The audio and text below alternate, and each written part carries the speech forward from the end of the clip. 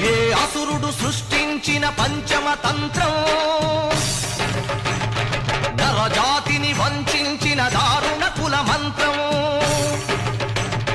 నరకబడిన శంభూకుని శిరం సాక్షిగా, తెగిపడిన ఏకలవ్య బొటన వేలు సాక్షిగా, ముంతల చీపురుల మన దీనగతం సాక్షిగా,